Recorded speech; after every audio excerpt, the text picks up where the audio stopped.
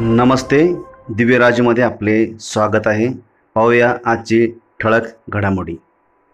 जत तालुक्यातील तमाम शेतकऱ्यांच्या भावना इथं एकतरी कृषी अधिकारी आणि कृषी सहाय्यक आणि जे काय कृषी तालुका कृषी अधिकारी यांच्यामध्ये अजिबात ताळमेळ नाही आहे आणि त्या कामामध्ये खूप म्हणजे अत्यंत बेशिस्तपणा आहे आणि त्या तालुक्यामध्ये जी काय लोकप्रतिनिधी आहेत त्यांचे आणि कृषी विभाग आणि इतर विभागाचा काही ताळमेळ दिसत नाही। एकमेकांचे लोकांना न्याय देण्याच्या भूमिका अजिबात दिसत नसल्यामुळे सरकार आमचं असलं तरी सुद्धा लोकांच्या भावना आम्ही लक्षात घेऊन आज आतापर्यंत बसवराज पाटलांनी त्यांची भावना शेतकऱ्यांची भावना व्यक्त केले।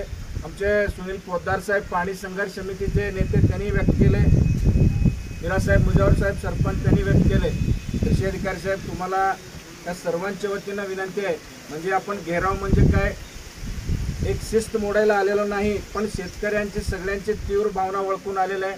आपण तालुका कृषी अधिकारी म्हणून 116-17 महसुली गाव आहे, आपण येऊन 1 वर्ष तरी झाला।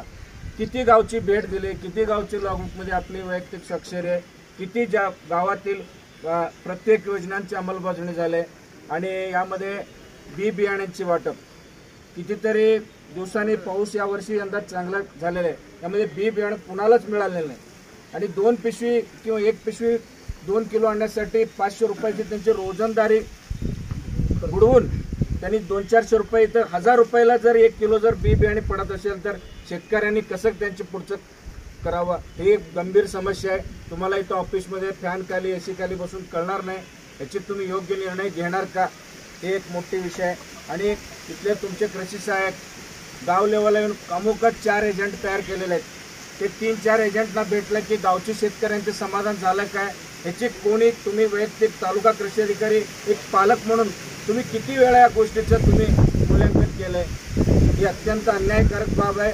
आम्ही कुठल्याही द्वेषापोटी कुठल्याही राजकीय स्टंटपोटी हा केलेला नाही, हा शेतकऱ्यांच्या भावना आहे आणि केवळ तुम्हाला हा विषय इशारा आहे। इथून पुढं जर आपण योग्य नियोजन नाही केला, आपला तालुका विभागाचा कृषी प्रत्येक गावावर तुम्ही योग्य नियोजन नाही केला तर शेतकऱ्यांची भावना त्यांच्यात ते कायदा हातात घेण्यात तयारी आहे, नाही?